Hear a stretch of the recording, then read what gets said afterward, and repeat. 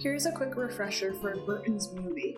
2010's Alice in Wonderland is about a depressed 19-year-old Alice who, after losing her father, is placed into an arranged marriage. Whether she wants it or not, she ditches her engagement party to follow the White Rabbit and is subsequently pulled into a dystopian wonderland.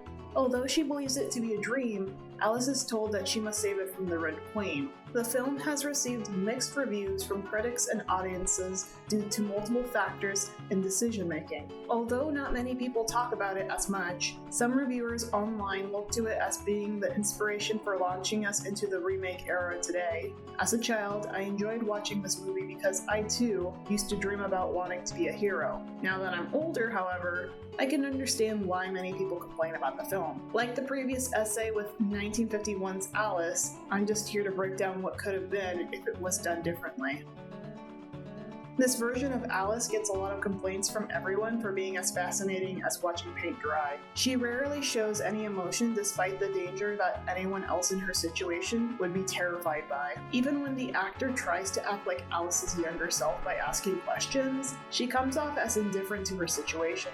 Although Alice is supposed to be in a state of depression due to her father passing away, she's still shown having some moments of normality, such as when she was talking to Hamish about what it would be like to fly. Despite the moments of normality appearing throughout the film, however, Alice still fails at being a relatable person due to lack of emotions and self-exploration of herself. If looked at from the audience's perspective, it's understandable why they would lack empathy.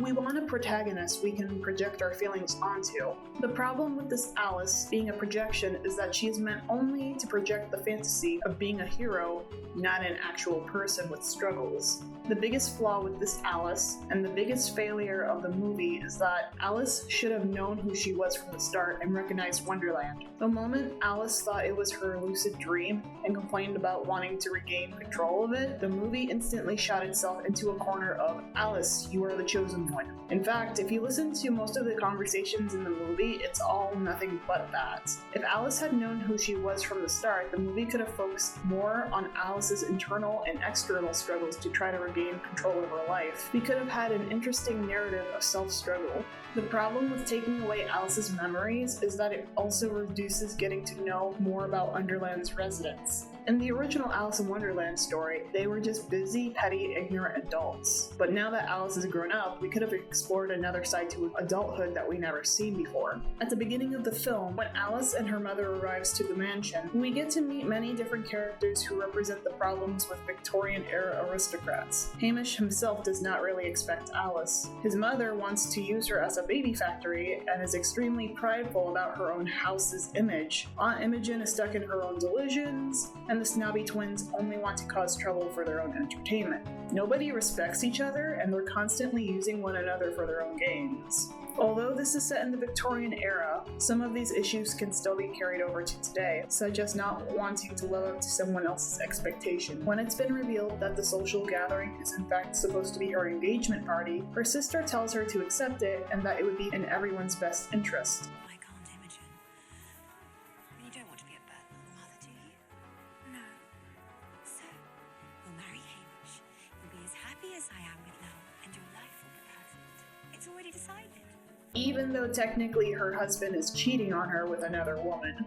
In this one scene alone, her sister acts as an enabler, sort of representing that Alice has no one on her side, not even her own family. An issue with this opening is that although Alice is shown to be suffering from peer pressure and lack of choice, her sister still acts like everything's okay despite what she herself might be going through in secret.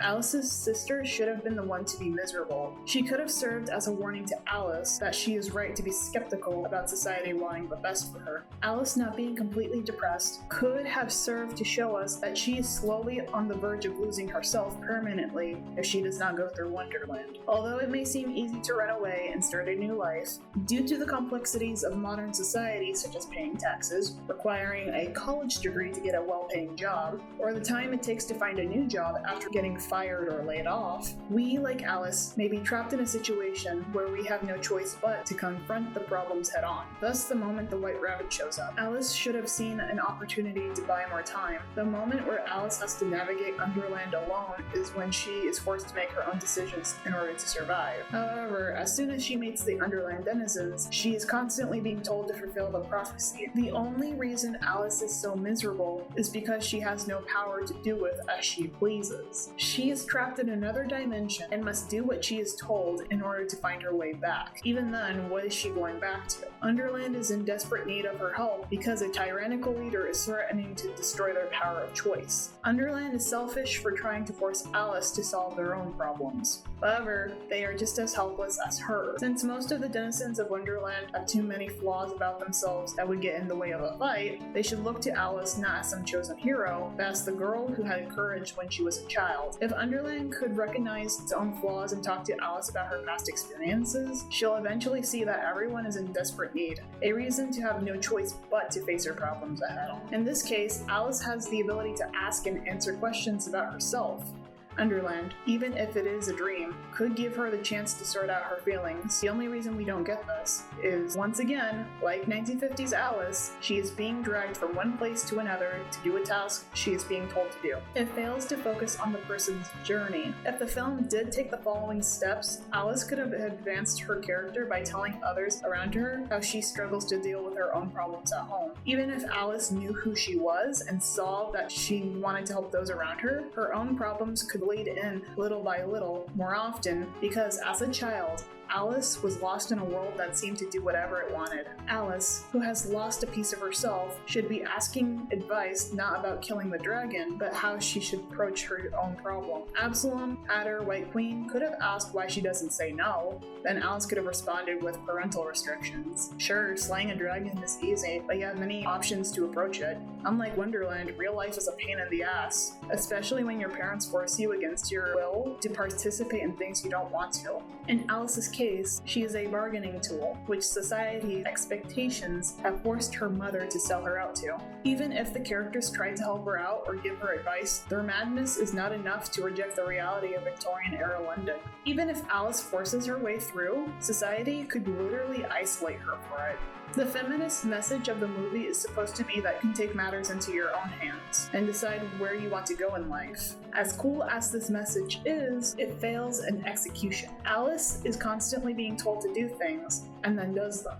At the end of the movie, she decides not to accept the marriage proposal despite the fact that Wonderland is sort of an inversion of her real life. Wonderland abandoning Alice to solve their problems is no different than what she is dealing with at home. The Mad Hatter even threatens to leave her unless she takes the quest. Once again, Alice is shown to be a projection of wanting to be a hero by the movie, which, like her acquaintances, fail to take note of the real person deep down. The problem with the Chosen One narrative is that as a normal person, we can't relate to being the chosen one, because in real life, how often do you see yourself winning a lottery ticket? In addition to that, the Chosen One narrative also ruins Wonderland's residents, despite being the reason the plot kicks up in the first place. Wonderland is too concerned with Alice because the prophecy says so, instead of looking to her, the person who, despite being a child at the time, was brave enough to stand up to the Red Queen. Wonderland and Alice have very similar problems. Alice is a young adult, still being controlled by her parents and rich aristocrats for their own gain, to solve problems they can't do themselves. Alice is more of a prisoner than Wonderland. She can't do things the way she likes because she has eyes all on her at the same time, and her own mother is what's keeping her down. In addition to that, her social class makes her a seeming prize to other wealthy families who want to gain something from what she already has. In medieval times, princes and princesses were not free. Instead, they were used as bargaining chips by their parents who, whether they wanted to or not, used them to get what they needed or wanted during a time of constant survival. Even if Alice tried to run away and become a commoner, she would still suffer at the hands of society for being a woman who was expected to become a mother of the house and nothing more. Finding a job during the Victorian times may seem simple, but due to complex factors in addition to poor working conditions and lack of a social ladder, climbing will still hold people down regardless of whether they want to build a life for themselves or not. In Wonderland's case, they are a lot freer because it's never said specifically who is governing them. People can be where they like, mind their own business without being bugged. If they are being bugged by an unwanted presence, all they have to do is band up together as a community and fight it. The only reason they can't tell the Red Queen to piss off is due to the Jabberwocky. No one can seemingly beat it without the Vorpal Blade, that which is located at the Red Queen's castle. Wonderland should have only relied on Alice, not because she is the chosen one, but rather Alice is a unique foreign character who has what Wonderland is lacking within themselves. Wonderland fails because their fear is not only selfish, but lacking empathy and self-reflection of what one can do to change their situation. I think the film should have made the residents of Wonderland all cowards, while Alice is eventually forced to stand up for herself and others. Wait a minute, you might be thinking to yourselves. Doesn't that mean that Alice will become a Mary Sue, or a super overpowered female character with no personality? Well, yes and no. Hear me out. The problem lies with Wonderland having no empathy with what will happen to Alice. In the movie, we clearly see how nervous everyone is, but the issue lies with how it was executed. At the beginning of the film, her own society wants her to fit in with their world and do things that would likely make her regret life in the future. The problem with Alice following her path is that in the end, she is still selling herself short. There are some in Wonderland who want to fight, but lack the ability to do so, often being forced to jump back to Alice. They force Alice without considering her safety. If all of Wonderland is relying on Alice to get the job done because they know their own weakness, but they still feel bad for Alice, eventually witnessing her rise up and take a stance for herself, they have to come to the realization that forcing someone else to fix your own problems is a horrible thing. Although helpless you may be, you can still stand up and create a power for yourself to succeed. I would have revised the scene where Alice realizes she has been in Wonderland before. As much as I like how Alice talks to Absalom, Alice, after going through much hardships and having no way else to go home, not even knowing if she can solve her own problems, decides on her own to fight the Jabberwocky. Even though clearly everyone sees she doesn't want to, despite having cold feet, they should refuse to let her fight alone, because they finally realize what they've been lacking, instead of the Hatter being the only one to stab the Jabberwocky. During the film, Alice is shown the Oraculum because only she can complete the job. Other than that, shouldn't Alice be questioning why Wonderland even wanted her back? Wonderland saw Alice as an oddball, who, although unorthodox, stood up for herself. The only reason why Absalom says she is hardly Alice is because Alice has lost a piece of herself from childhood. Her bravery of deciding what she wants for herself is what they needed to see again. During the garden scene, I found it ridiculous that they thought that they got the wrong Alice, because while opening the Oraculum, Alice is shown in the garden as well as slaying the dragon. She is literally in the picture. The issue with the characters being jerks to her is that since last returning to Wonderland and finally coming back years later, Alice has been run down by society, the death of her father, and lost as to what to do with herself. Wonderland should be questioning what happened to her and why she isn't the same as she was before. Wonderland is dependent on her for sustaining itself, but failing to address Alice's need in order to get her truly back in fighting shape. Wonderland shouldn't be so focused on the prophecy, but needing someone unique like Alice, an outsider, to show them the way through, just like how Alice needs help from them. The good thing about returning to Wonderland is that we know who these characters are. We have an opportunity to explore more of their depth from this adaptation. Even give these once self-obsessed characters a reason to look back at the past and feel nostalgia through Alice. The problem, however, is that we don't really spend any time with them. Due to the fact that the movie is too focused on Alice, we miss the chance to explore other characters who are suffering with their own stories to tell, like the Dormouse, who wishes to be a hero. But eventually, we'll have to accept that he can only do so much. In this version of Wonderland, the Hatter is shown to us suffering from PTSD and acts more extremist when the Red Queen is brought up. One thing that's pretty noticeable is that the Hatter really seems to despise the Cheshire Cat. We don't know why he hates him so much, but in some scenes, it feels like he's taking things too seriously. True, he's been deeply affected, however, you can't force someone to care about the situation if they can or can't do anything about it. While I was dumpster diving through the original script, I found that during the burning of the festival, the Cheshire Cat was originally protecting some children, however chickened out at the last moment, putting them in danger, forcing the death of the White Knight who wielded the Vorpal Sword. Cheshire and the Hatter's dynamic could have been an opportunity to explore cowardice and desire for vengeance. Although the movie would have been a lot longer if done, it's not impossible to do. We have seen multiple character depths explored at once, such as Jurassic Park, Star Wars, and Harry Potter. Potter and their first movies alone. The Red Queen isn't really as powerful as I thought. Everyone, even her own court, despises her. The only reason they don't leave is because of the Jabberwocky and the Jib Bird. Other than that, the illusion of power with her knights and courtiers are questionable. In an actual court or even in a dictatorship, there will be power-hungry people who will align themselves to gain something, or because they believe the narrative of that person. What exactly is the Red Queen offering? You have power, but not real freedom to do with what you want. It's always restrictions. Even Stanley has nothing else to gain other than status. We lack a reason and an actual threat. Why not just off her since the Jabberwocky isn't even at home? It would have been a lot more threatening if the Jabberwocky was inside the castle haunting everyone. The Red Queen is a spoiled brat who wants to control the world to make herself feel like she belongs. But other than her selfishness and tragedy, what else is there to her? Ignoring the sequel movie, which was made 6 years after, she killed her own husband because he was going to leave her. However, that makes me wonder who was in charge at the time. Was the queen married off, or did she own her own castle from the start? Although Wonderland's world building is not meant to be answered, I would have liked to seen a quick exploration of Salazem's Rum's political system. When Tweedledee and Dum were being kidnapped to the Red Queen's castle, we see an enormous structure surrounded by a complete desert. Not truly a fortress for combat, but similar to... I can't pronounce this. One of the reasons why the castle is gigantic with many towers isn't just for security reasons. The Red Queen's court is meant to be in charge of many different functions, whether they be the life inside the castle's maintenance, or even being in charge of certain regions. They all live together to get the job done while being overseen by the queen, who is meant to orchestrate them. In medieval times, the pressure to keep the country going could be seen as an enormous task that required people to be loyal to their leader to ensure that the job was done. In addition to that, the Marquise could enact lobbying to each other to gain an advantage. During the scene where the big-ear lady stumbles across Alice being assaulted by Stain, she uses her encounter in order to gain back the queen's favor. If you remember, Lady had just become the queen's new favorite, and if you're her favorite, you get more services from her. Maybe this lady felt threatened and wanted to reassure her position, or even take Stain out to gain a higher position in the system. King Louis XVI had to build Versailles not just to show France's glory, but to reassure his own power as king by forcing his court to live with him in order to keep an eye on those who threatened him as well as put his paranoia in check. In this case, Versailles wasn't just a glamorous castle for the lords and ladies, but a cage.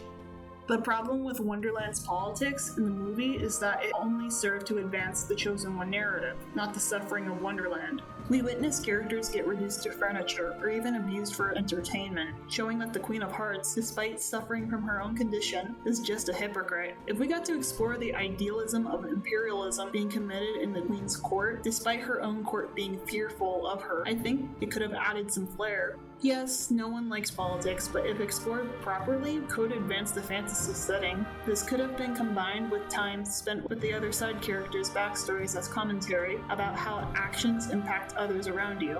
Everyone at Alice's engagement party is no different from the Red Queen. They all have something to hide. Although they claim to do things to better society, they are in fact trying to benefit themselves in some way, be it to fill a hole in one's heart, gain power to achieve dominance, or to continue a facade, regardless of whether people care or not. Alice needs to be her childlike self, who can see that the Emperor wears no clothes, and call him out for it. Otherwise, they'll keep being a constant problem in her life. The only reason they keep dominating over her is if she lets them. By showing defiance and continued delinquency, eventually at some point, the adults in her life have to give up on her for her to finally make her way through. She also has to balance the power of rebellion, otherwise she may lose her opportunity to get through the world. The moral of Tim Burton's Alice in Wonderland shouldn't have just been about girl power, but deciding what you want. Having the courage to stand up for yourself, even if you know things are hopeless, is important because even the smallest dent can make a big difference in people's lives. I think the ending should have been changed from Alice just letting people know that she'll decide things from herself, to Alice calling out and exposing everyone for their hypocritical nature. I think the engagement party should have just ended with people beating the shit out of each other after their secrets were exposed. This reveals to the audience and modern society as well as past society that in the end, we're all mad here and no one is truly above each other. While talking to my Discord group and dumpster diving on the internet for what everyone's thoughts on the movie were, I noticed that the main complaint is due to how awkward the plot of the movie feels against Wonderland. Wonderland was meant to be nothing more than a fun novel, not an analysis for teachers to gawk at. Although a valid response is how out of nowhere it feels to turn Alice into a Lord of the Rings copy, in my opinion, I think this could have worked. There is nothing wrong with using Alice as a theme for a movie, but the issue lies on how it needed to be executed. The epic fantasy, combined with Wonderland's visual aesthetics, could have been a sweet treat to enjoy if the cards were placed correctly on the table. The more important part about wanting to use Alice is that you need to know why it exists in the first place and where it could be expanded. Like my previous essay for 1951's Alice, if the focus had been on Alice's struggles to accept reality for what it was, the theme of the movie could have been about maturing. Alice can be both about a child and a young woman struggling to find their place in the world, or even an exploration of oneself. I have an interesting relationship with this movie because around 2009,